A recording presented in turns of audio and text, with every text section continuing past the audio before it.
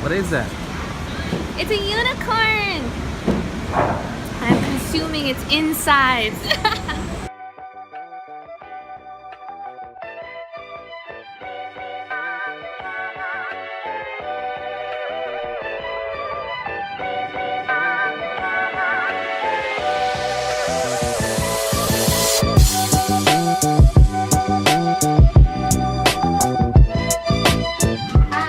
Hey guys, so we're finally back to New York on our quadrimestral visit. Yeah, our every 3-month vacation essentially. It's really nice to be in New York during the summer. I missed it last year. This time last year we were still trying to do all the paperwork for Cafe Flamingo. We thought we were gonna open in like September and then we didn't open until December. Yeah, first of all, nothing beats the summer smell in the atmosphere in New York during summer. It's something you can't get anywhere else. So I really missed it too. And although it's very sunny, you'd be surprised because you get more sun here in New York than you actually get in Costa Rica. So I'm actually tanner. Yeah, but the humidity is horrible. It's much more cool in Costa Rica. I can't wait to go back. The weather's gonna be more enjoyable there, I think. Yeah. Oh yeah, we haven't filmed for June or July. It's now August. Yeah, so we're gonna do like a recap on June, July as best as we can fit in this video. So, sale, yeah. What? Yeah, sales. Okay. June was our first month with Don Julio, and you know, I think we did pretty well. Yeah, towards the end, the sales has been increasing month to month, and July was actually our best month yet. So we're pretty happy about that. However, during the time of our last video all the way to today, there's been a lot of setbacks that we would like to share with you guys about. And it's very important because sometimes you gotta step back and ask yourself, even though your business is selling well, am I making more mistakes than I am making success at this point? And if the answer is yes, you gotta ask yourself another question. Are they costing me too much that the success that I'm getting is not worthwhile? Right. Or am I failing? And is there anything I can do to save my business? Should I change my concept? Or is this undoable? Our first setback, personally, I think it's being able to hire a proper staff. Because after Lorena on our last video, we had 2 more part-timers. They both did well during the interviews and that the was trials. after like 2 weeks of interviews though. Like we interview a lot of people. Oh yeah, I've probably interviewed more than 30 people, and out of those 30 we had like 5 candidates, and out of those 5 we chose 2. Yeah. And they didn't even last a week and a half working at the coffee shop. He quit on payday, so it's like, you know, really convenient for him. We wanted to hire him, but then 2 weeks pass, he doesn't show up, and he says, my family member's in the hospital, I'm the only one who can take care of them. And I'm like, I understand. We're like, can you bring a note from the hospital? Can you come this next day? And then 3 weeks pass, we just start interviewing more people. He basically relinquished the position we wanted to give him. The thing he is, didn't show up. Whenever somebody says that, we always try to give them a lead time so we don't pressure them into coming. So the first guy that we interviewed, his brother was in the hospital, and the next day when he was supposed to show up again, he said that his little brother got worse. So we said, okay, you know what, let's do this. Since he's not officially working with us yet, let's just give him the rest of the week and ask him how many days he needs until he can actually show up. He says all the way to Wednesday. Okay, Wednesday definitely. Wednesday comes, he doesn't show up. So I'm like, I'm sorry, but thank you for your time. We're looking for somebody else. And then ironically, a week after, he emails us asking if we're still looking for to fill out the position. But we'd already brought in those other 2 people. Yeah. So the thing is, no matter how good of a skill set somebody has or how much experience somebody claims to have, the best candidate you can look for is the one who has a commitment and a passion to learn. Yeah. In this case, Lorena proved to be one of our best assets so far after Sylvia, because she doesn't have as much experience in the coffee, but she learned a lot, and she is still willing to learn a lot. Now when we come back in August, July, we were trying to hire these people, train them. That way when we were gone in August, they could be working with our third partner and he wouldn't be alone during events and busy times. And I don't know what it is, if it's like the combination of all of them, but I haven't been really satisfied by their work ethic. And now that one guy has left, and then when we return, our partner, he's leaving. It'll be his last day. So we'll probably be there every day. We gotta grind. We're gonna see how this girl is, who is our part-time staff member. Yeah. And we gotta go back and interview more people. We'll have to go again through the whole process of training more people and Right. interviewing people. So what we've been doing that works best for us is hiring people for part-time to really try them out, and that way we don't have to. There's some weird laws in Costa Rica where if you hire someone full-time, you're essentially stuck with them. So you really have to know what are the employee protection laws or union laws for wherever you're opening up. For a barista, it's really hard though, because I remember one of the first set of interviews we did, I really liked this girl. She had great experience, her coffee was great, and I think we interviewed her like on a Wednesday. We call her on like Friday, we say, oh, we would love to have you come in for a training day. And she says, oh, I already got a job. And if you are interviewing someone who is very talented, they will get snatched up, and I totally understand that it's competitive. But because we're a young business, I just can't jump up on somebody like that. So I was like, not meant to be.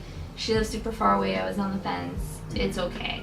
So I definitely wouldn't rush the interview process, even if it's such a time waster. Eventually, if you have great staff, it'll work for you. The laws in Costa Rica favors the employee more than it favors the employer, when it's supposed to be like an equal. If you're gonna hire somebody, it's a marriage commitment, and you know, it's hard. Sure. And if the employee decides to quit, he's supposed to give the employer 30 days head notice, but that usually doesn't happen. That's not the case, because when they find another job, they just quit and go. And it's kind of tough because, Nothing. I wasn't coughing. and it's just tough. It's just tough. But that's the first setback that we had, not being able to find fruitful employees at the moment. And then another setback we had was not having the proper documents to train and teach the staff about the proper procedures to do X and Y. Sure. Which is why we spent all this time in New York prepping up documents and an employee handbook. He's like obsessed with it. Yeah, so we've done a lot of research about how franchises do their documents and what they provide in resources to their employees, and we've consolidated the best of each business and we made our own employee handbook. It's a little weird because it's in Spanish, and I actually used to write like training procedures at other jobs that I've worked at, so I kind of feel like I wish I could have proofread it and gone through it and done all these things, but because my Spanish isn't as strong, I couldn't contribute, so I hate that. I just wish all of our employees were bilingual. But if someone's bilingual in Costa Rica, they're probably working at a, what's that called? Call center. A call center. Call center. Odds are you're working at a call center. Exactly. So I can't have them. It's so hard. That's all they want, so I can train them in English. We finally pumped out uniforms for the coffee shop. I don't mind an apron. I just don't like instead of hats, he got like bandanas, and I hate that. I'm not gonna wear one. I'm gonna wear my own hat. You know? I mean, you can work a hat or a bandana, but the thing is, when you wear an apron, it should have our logo, because we're growing to a point where we're seeing people wanting to get involved in the business expansion plan. Like we've had investors coming in and asking if we have a franchise model, or see if we have a structure for blueprints for sizes of shops. And we have our own employees, family and friends who've been asking around, see if they can pitch in to help open up the second store. Mm-hmm. So it's definitely something that you have to consolidate right now, so down the road you don't have to face those difficulties or challenges, because it's already set. The employee handbook, for example, is always gonna change, but it's good to have a base right now from which you can constantly improve on. It's just more work to me. It's like something you have to invest in that doesn't necessarily lead to straight profit. You know, the same way like every time someone adds 3 packets of sugar to their coffee, they're adding to my coffee margins where I'm not getting more profit. So I hate them. Why do they do this? I definitely hate that they take so much sugar, but the way I see it, it's an investment. They can take as much as they want, and they know that if they want good quality coffee and the ridiculous amount of sugar that they add into it, they know which coffee shop to go to. God, as soon as we get back to Costa Rica, I have to check my espresso machine because just leaving someone with it for 2 weeks, it seems like they don't know what they're doing sometimes. Yeah. It's very important for the owners to be at the shop or in the business, whatever you do. It could be a tech company, it could be a retail, it could be a food company. It's important to be there so you can see day to day how to improve the shop and how to train the staff. But it's also equally as important to make the shop be able to sustain itself while you're not there. Mm-hmm. And in the case where you can't be at the shop, at least you rest assured that the shop can run itself. Right. So I don't know if we're there at the moment. I still need my staff to be trained better. I still need them. I still wish we could get everything that we need, like stock items like plastic, delivered to us, like napkins and all those things. Yeah. Right now we're setting down the stones in the path of having a self-sustainable business, not so much about sales, but also operationally. Like 80% of what we use, we have them shipped to us. The other 20%, you can't really do that. So we're still figuring out what we can do to store this stock in a larger supplies. Right. And I think that we're not that far from having a self-operating shop because we're already getting the manuals for the employees. We already got the future administrators, and I mean 80% of everything we order it's not a little, it's a lot. And I think that if we're able to calculate how much we use the 20% in a week or in a month, then we're able to make maybe bi-weekly or monthly purchases of those stock items. Mm-hmm. Just gotta work our way there to the numbers and work on our inventory with our POS system. We recently switched over, right, to Revel. Oh yeah, there was another setback too, a positive one in hindsight, and that was changing from Shopkick to Revel. Revel is excellent. I can do a lot of things with it, but the system itself is so complete that in a way it's kind of complex for the back end administrator and the employee. We've had so many questions asked us, and we had to bombard the guy who sold us the product with ridiculous amount of inquiries. Yeah, and also we had a lot of back-end information already in Shopkeep, like essentially the first 6 to 8 months of our business. Yeah.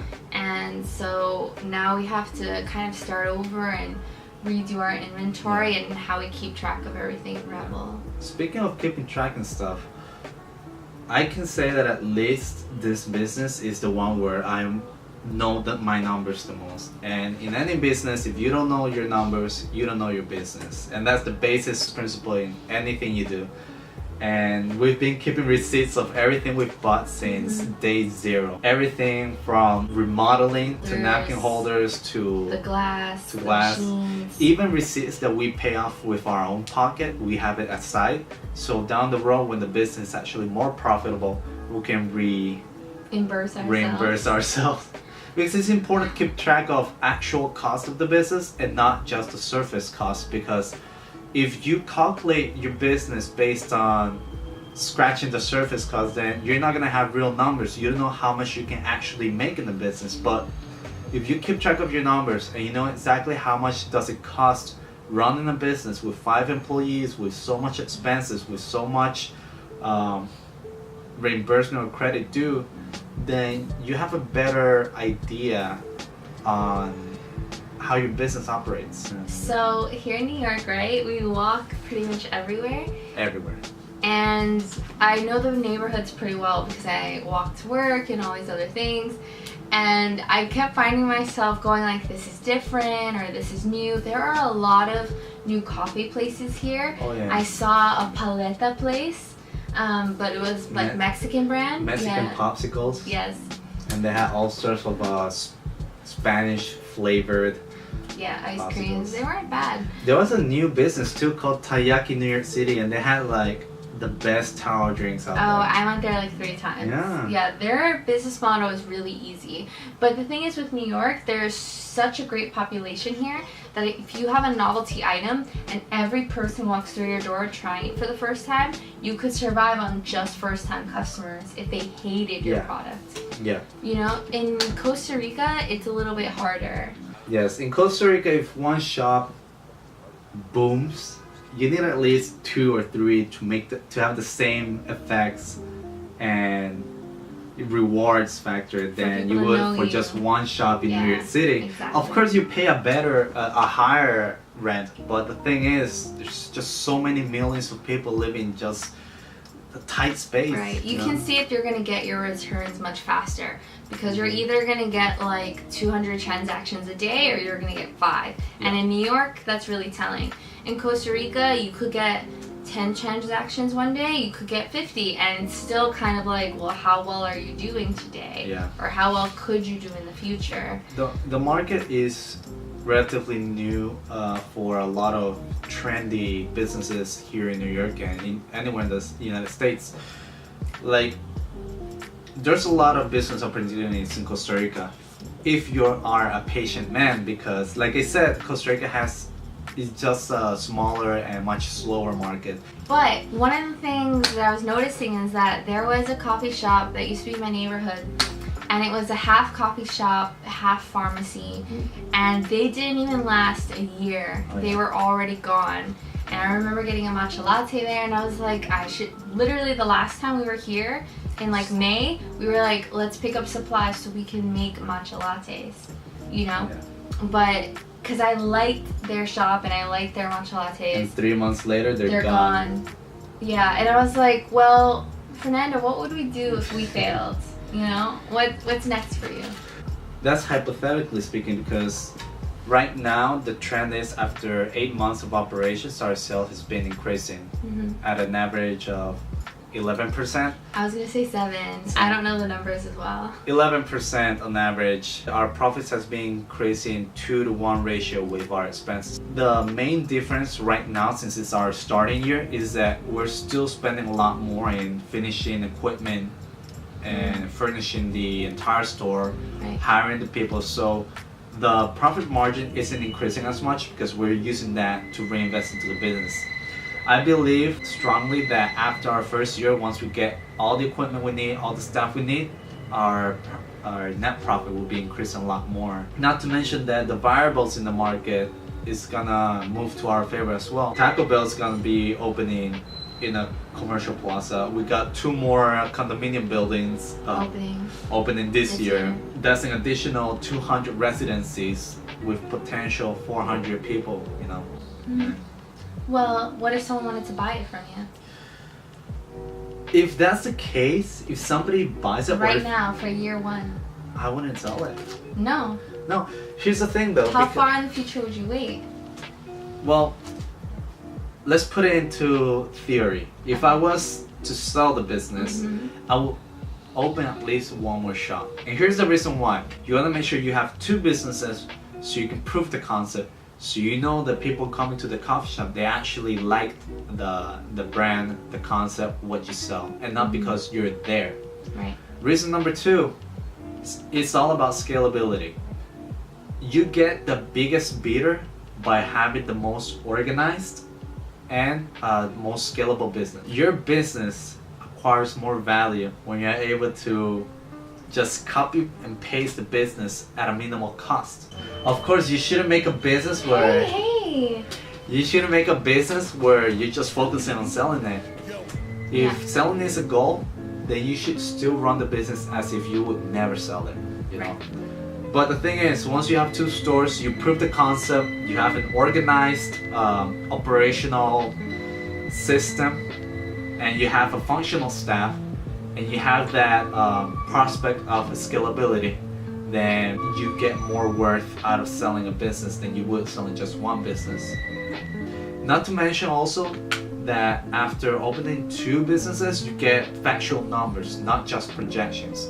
And there's nothing more attractive, at least in my perspective, for an investor than to see actual numbers that has been proven instead of seeing a projection of a future that's uncertain. I think I got asked about the numbers a bunch of times, and I was like, Fernando knows the numbers. I mean, I listen, but I'm like, do I have to repeat them back? I don't know.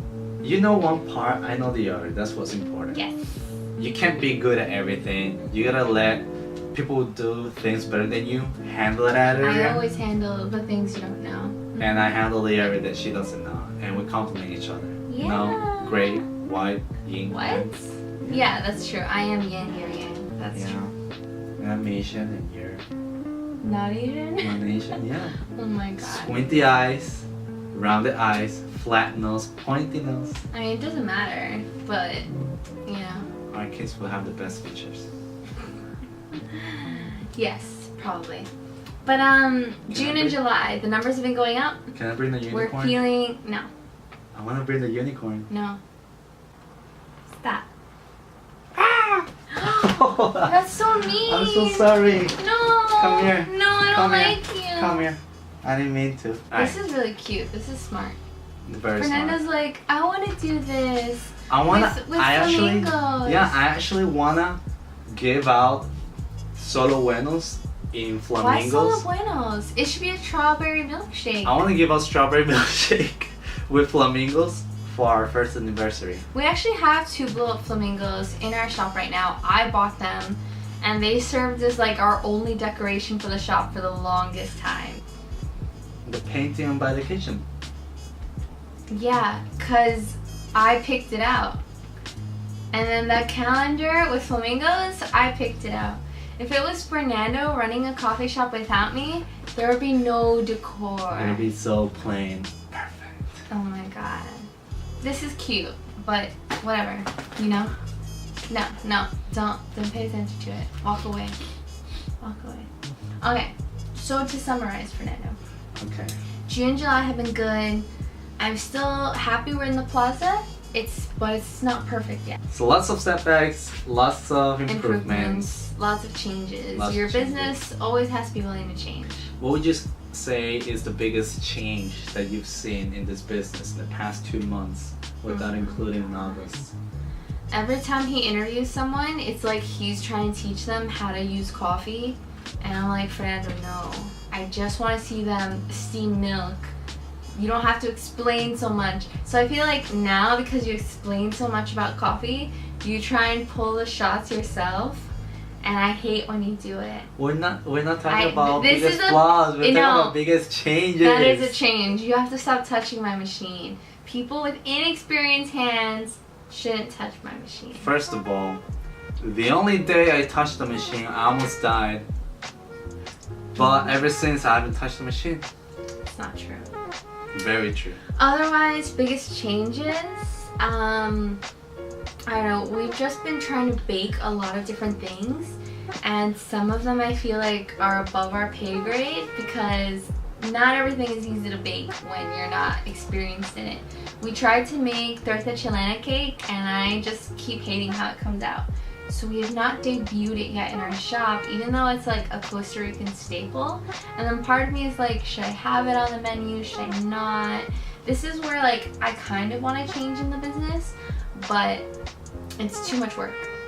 Yeah.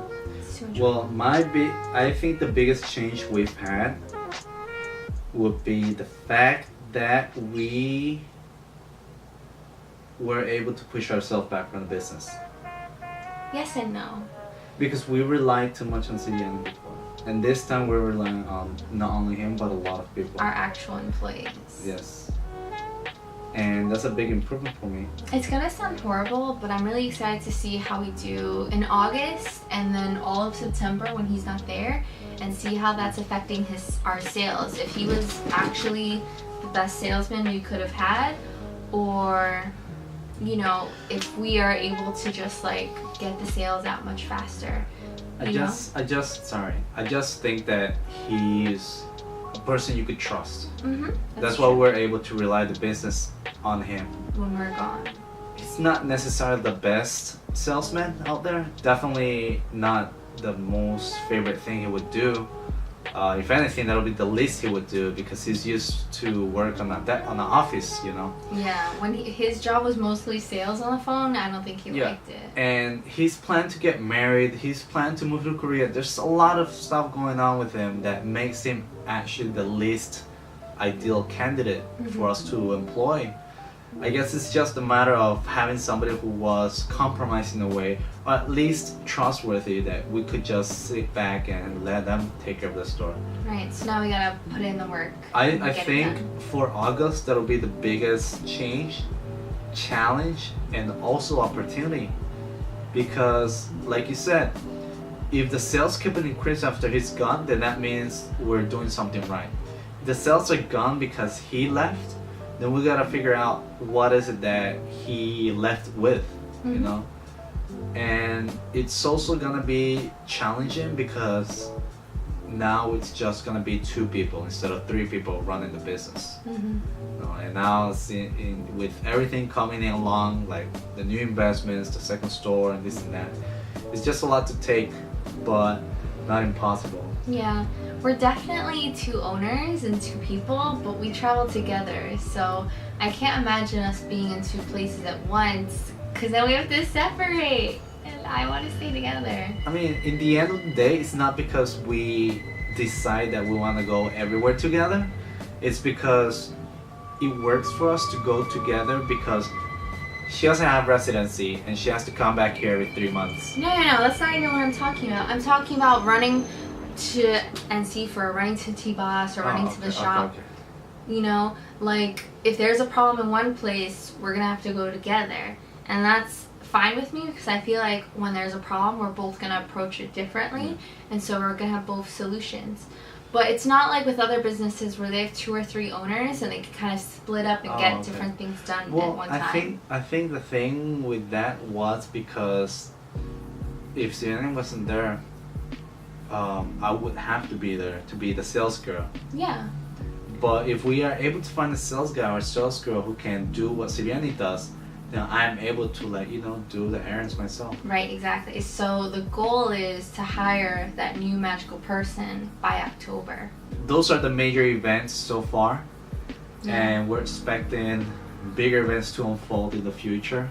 Right, August and September will be big months. Yes, right now as we're speaking, we're doing our first event while abroad, and we're just waiting to see how it goes once the event finishes. How the staff does without us while they do it. Aside from that, new product of the month, lava cake. We were also doing chai lattes, dirty chai lattes, and cold chai lattes. We're just marketing a lot harder now. We're trying to push it out to people until this event. I really like them. With the big plate, we're doing tilapia sauteed with garlic and butter. We introduced it for July, but we haven't changed it for the fact that we're not there. So we want to keep it as streamlined as we can. Exactly. I think June is when we did the carne. Yeah. The beef. Vietnamita. Yeah. I think the Vietnamita was good. I just don't think it was as good as a bunch of other plates we did. Yeah. Well, all things aside, it's still very exciting. I mean, sometimes frustrating, sometimes very rewarding, but overall it's very exciting to see how we've been evolving as people and see how we run this business in different ways, in different angles, and try to focus on one thing specifically when there's so many options out there, you know. I don't think we're tired out yet, but we're going back soon and we'll see how it goes. You know, if we can keep working hard, giving great customer service, bringing our ideas, and hopefully meet success. Yeah. Well, that's the only thing we can hope for, and then maybe just find a rich man who can cash us out. What? You want a sugar daddy already? No, I'm just saying, like in 2 years? Maybe. Yeah. We haven't hit year 1 yet. Not yet. What we're gonna do when we hit it? We're gonna have a birthday party for the business? In December? With a flamingo cake? I would definitely throw a party, a marketing party of some sort. That's the plan. Yeah. Okay. Okay. Alright. Alright. Alright, that's it. I'm taller. Yeah. Alright, bye. Bye.